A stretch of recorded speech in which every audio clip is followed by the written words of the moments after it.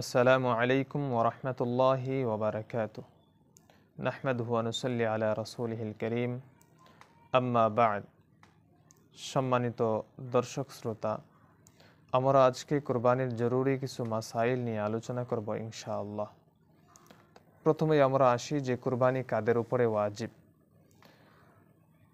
কুরবানির দিনগুলাতে অর্থাৎ 10, 11, 12 জিলহজ এই 3 দিনের ভিতরে যদি কারো কাছে তার প্রয়োজনের অতিরিক্ত জাকাত ফরজ হয়, যে পরিমাণ সম্পদ থাকলে সেই পরিমাণ সম্পদ যদি তার কাছে থাকে তাহলে তার উপরে কোরবানি ওয়াজিব।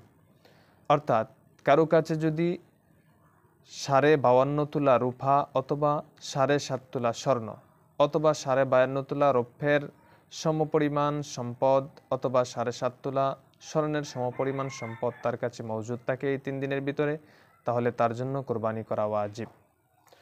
আমরা জাকাত এবং অন্যান্য নেসাবের ক্ষেত্রে যে জমিনগুলা রয়েছে সেই জমিনগুলা আমরা অন্তর্ভুক্ত করি না, করতে হয় না। কিন্তু কুরবানির ক্ষেত্রে একমাত্র যেই সমস্ত জমিন আমাদের প্রয়োজন নেই, যে এই জমিটার ফসল আমার প্রয়োজন নেই অথবা এই জমিটা আমি চাষাবাদ করছি না আমার প্রয়োজন না থাকার কারণে, তাহলে এর মূল্যটাও আমার নেসাবের অন্তর্ভুক্ত ধরা হবে। অর্থাৎ এর মূল্য ধরে যদি দেখা যায় যে কারো কাছে এই পরিমাণ নেসাব পরিমাণ সম্পদের মালিক থাকে, তাহলে সেই ব্যক্তি কোরবানি করতে হবে।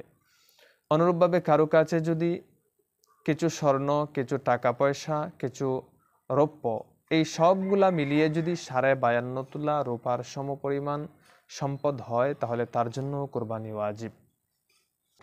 নাবালেগ বাচ্চা যদি নেসাব পরিমাণ সম্পদের মালিক হয় অথবা যার মস্তিষ্ক একেবারে বিকৃত হয়ে গিয়েছে, পাগল হয়ে গিয়েছে, সে যদি নেসাবের মালিক হয় তাহলে তাকে কুরবানি করতে হবে কিনা। নাবালেগ বাচ্চা যদি সম্পদের মালিকও হয় তারপরেও তার জন্য কুরবানি করা ওয়াজিব নয়। অনুরূপভাবে যার মস্তিষ্ক বিকৃত হয়ে গিয়েছে, যে পাগল হয়ে গিয়েছে, সেই ব্যক্তি যদি সম্পদের মালিক হয় তারপরেও তার জন্য কুরবানি করা ওয়াজিব নয়। কারো উপর যদি কুরবানি ওয়াজিব হয় কিন্তু সে তার ওয়াজিব কুরবানি আদায় না করে, সন্তানের নামে কুরবানি করে অথবা মৃত পিতা মাতার নামে কুরবানি করে অথবা আকিকা করে এবং বলে যে কুরবানি থেকে সে মুক্ত হতে চায়, এ সুযোগটা আছে কিনা। কারো উপর যদি কুরবানি ওয়াজিব হয় তাহলে তাকে অবশ্যই কুরবানি করতে হবে। সে যদি নিজের নাবালেগ সন্তানের নামে কুরবানি করে অথবা মৃত পিতা মাতার নামে কুরবানি করে, তাহলে তাদের পক্ষ থেকে তো কুরবানি নফল হিসাবে আদায় হবে, কিন্তু তার যে ওয়াজিব কুরবানি ছিল সেটা আদায় হয় নাই, এর জন্য সে গুনাহগার হবে। একই পরিবারের মধ্যে যদি একাধিক ব্যক্তি নেসাবের মালিক হয় তাহলে প্রত্যেকের পক্ষ থেকে কুরবানি করতে হবে, প্রত্যেকের উপর কুরবানি করা ওয়াজিব। যার নেসাব পরিমাণ সম্পদ নেই তার উপর তো কুরবানি ওয়াজিব নয়, তবে সেই ব্যক্তি যদি কুরবানি করার জন্য পশু ক্রয় করে তাহলে সেই পশুটা কুরবানি করা তার জন্য ওয়াজিব। ক্রয়কৃত পশু যদি হারিয়ে যায় তাহলে কি করবে? যার উপরে কুরবানি ওয়াজিব, নেসাব পরিমাণ সম্পদের মালিক যিনি, তিনি আরেকটি পশু ক্রয় করবেন এবং কোরবানি করবেন। আর যদি কোনো দরিদ্র ব্যক্তি অর্থাৎ যার উপরে কুরবানি ওয়াজিব নয়, সে কোনো কুরবানির পশু ক্রয় করে থাকে এবং সে পশুটা হারিয়ে যায়, তাহলে তার জন্য দ্বিতীয় কোনো পশু ক্রয় করে কুরবানি করা জরুরি নয়। এখন কথা হচ্ছে, যদি কোরবানির পশু দ্বিতীয়টা ক্রয় করার পরে প্রথম পশুটা যদি পাওয়া যায় তাহলে এর কি হুকুম? যিনি সম্পদশালী, যার উপরে কোরবানি ওয়াজিব, তিনি চাইলে যে কোনো একটাকে কোরবানি করতে পারবেন। আর যদি দরিদ্র, যিনি কোরবানির পশু হারিয়ে যাওয়ার পরে যদি আরেকটা পশু যদি কোরবানির জন্য ক্রয় করেন, তাহলে প্রথম পশুটা যদি পেয়ে যান তাহলে উভয় পশুই কোরবানি করতে হবে, কোনো একটাকে বাদ দেওয়া তার সুযোগ নেই। কোরবানির দিনগুলাতে যদি কেউ কোরবানি না করে তাহলে তার জন্য করণীয় কি? কেউ যদি কোরবানির দিনগুলাতে কোরবানি না করে, কোরবানির দিন চলে যায়, তাহলে সে মধ্যম পর্যায়ের একটি বকরির মূল্য সদকা করে দিবে।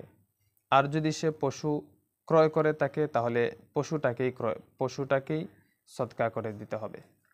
কেউ যদি কোরবানির নিয়তে নিজের জন্য পশু ক্রয় করে নিয়ে আসে তাহলে অন্যকে কি এটার মধ্যে শরিক করতে পারবে?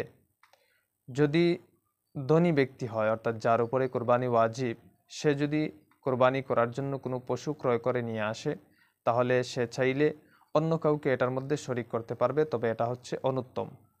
আর যদি দরিদ্র ব্যক্তি হয়, যার উপরে কোরবানি ওয়াজিব নয়, তিনি যদি কোরবানি করার জন্য পশু নিয়ে আসেন এবং এই পশুর মধ্যে অন্য কাউকে, এবং এই পশুটা যদি কোরবানির নিয়তেই ক্রয় করে থাকেন, তাহলে অন্য কাউকে এই পশুর মধ্যে শরিক করার কোনো সুযোগ নেই। এবার আমরা শরিকানা কোরবানি সম্পর্কে কিছু মাসালা নিয়ে আলোচনা করব ইনশাআল্লাহ। শরিকানা কোরবানি দেওয়ার ক্ষেত্রে অবশ্যই আমাদেরকে সতর্কতা অবলম্বন করতে হবে। শরিক যাদেরকে আমরা নেব, যাদের সঙ্গে আমরা সামিল হয়ে, যাদের সঙ্গে আমরা মিলিত হয়ে কোরবানি করব, অবশ্যই তাদেরকে যাচাই বাছাই করে নেব। কারণ হচ্ছে, যদি একজন শরিকের যদি এই নিয়ত থাকে যে আমি শুধুমাত্র গোশত খাওয়ার জন্য কোরবানি করছি, তাহলে বাকি যে 6 জন রয়েছে কারোই কোরবানি আদায় হবে না। গোশত খাওয়া যাবে এখানে, কিন্তু কোরবানি যে ওয়াজিব ছিল সেই ওয়াজিব কোরবানিটা আদায় হলো না। তবে কেউ যদি শরিকদের মধ্য থেকে যদি কেউ এই নিয়ত করে যে লোক দেখানোর জন্য কোরবানি করে থাকে, যে যদি কোরবানি না করি তাহলে লোকে কি বলবে, তাহলে এই ক্ষেত্রে কোরবানি তো আদায় হয়ে যাবে, ওয়াজিবটা আদায় হয়ে যাবে, কিন্তু তার কোনো নেকি হবে না।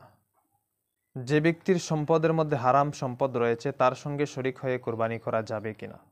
যার অধিকাংশ সম্পদ হালাল তার সঙ্গে শরিক হয়ে কোরবানি দেওয়ার সুযোগ রয়েছে, আর যার অধিকাংশ সম্পদ হারাম তার সঙ্গে শরিক হয়ে কোরবানি করা বৈধ নয়। একটি পশু এর মধ্যে যদি, অর্থাৎ পশুটা যদি গরু হয়, মহিষ হয়, তাহলে এর মধ্যে যদি 7 জনের অধিক শরিক হয়ে যায়, তাহলে কারো কোরবানি সহি হবে না। এর দৃষ্টান্ত এভাবে যে এক একজন এক এক অংশ নিয়েছে এবং একই পরিবারের 2 ভাই, তারা যদি 2 জনে মিলে মনে করে যে আমরা 2 ভাই মিলে এক অংশ নেব এবং অমুকের সাথে শরিক হয়ে যাব, কিন্তু এই যে এখানের মধ্যে 2 ভাই একত্রিত হয়ে যে তারা একটা অংশের মধ্যে শরিক হলো, যে তাহলে প্রত্যেকের কুরবানি, বাকি যে শরিক রয়েছে সকলের কুরবানি এখানের মধ্যে নষ্ট হয়ে যাবে। এই ক্ষেত্রে 2 ভাই মিলে যদি কুরবানি দিতে চায়, এক অংশের মধ্যে যদি শরিক হতে চায়, তাহলে এক ভাই তার যে সম্পদের যে অংশটা রয়েছে, অর্থাৎ শরিক হওয়ার জন্য যে টাকাটা রয়েছে, সেই টাকাটা দ্বিতীয় ভাইকে মালিক বানিয়ে দিবে, যে তোমাকে পরিপূর্ণভাবে আমি এটার মালিক বানিয়ে দিলাম, তুমি এই গরুর মধ্যে শরিক হয়ে যাও। এবং সে ভাই তার মালিক হওয়ার পরে যে বাকি 6 জনের সাথে সে শুধু একাকী মিলিত হবে, যে সে তার ভাই সহ মিলিত হবে না, বরং একাকী মিলিত হবে, এবং তারা চাইলে বাড়ির মধ্যে গোশত এনে তারা 2 ভাই ভাগ করে নিয়ে যেতে পারবে। এভাবে এই মাসালার সমাধান করা সম্ভব। কোরবানির পশুর ক্ষেত্রে কোরবানির পশু হৃষ্টপুষ্ট এবং সুস্থ হওয়া উচিত। কোরবানির পশুর বয়স সম্পর্কে মাসালা হচ্ছে, উটের ক্ষেত্রে 5 বছর বয়সের উটকে কোরবানি করা যাবে। গরু মহিষের ক্ষেত্রে 2 বছর বয়সের গরু মহিষ কোরবানি করা যাবে। ছাগল, ভেড়া, দুম্বা এগুলার ক্ষেত্রে 1 বছর বয়সী ছাগল, ভেড়া, দুম্বা কোরবানি করা যাবে। তবে দুম্বা যদি 6 মাসের অধিক বয়স হয় এবং তাকে দেখতে 1 বছরের যে তার সমপর্যায়ের যে পশুগুলা রয়েছে সেগুলার মতো হৃষ্টপুষ্ট যদি হয়, তাহলে সেরকম দুম্বার মাধ্যমেও কোরবানি করা সহি রয়েছে। ল্যাংড়া পশুর মাধ্যমে কোরবানি করা যাবে কিনা?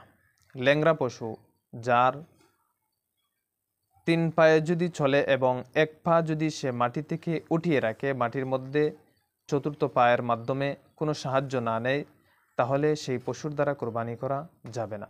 তবে যদি 3 পায়ে চলে এবং 4র্থ পা এর মাধ্যমে সে সহযোগিতা নিতে পারে, মাটির মধ্যে ভর করতে পারে, তাহলে এরকম ল্যাংড়া পশুর মাধ্যমে কোরবানি করা সহি আছে।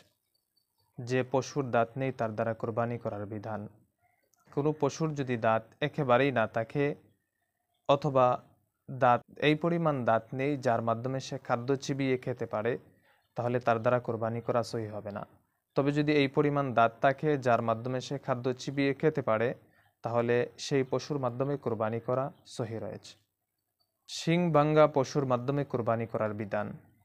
যদি কোনো পশুর শিং একেবারে গোড়া থেকে ভাঙ্গা হয়, যে মস্তিষ্কের মধ্যে ক্ষতিগ্রস্ত হয়, তাহলে এরকম পশুর মাধ্যমে কোরবানি করা যাবে না।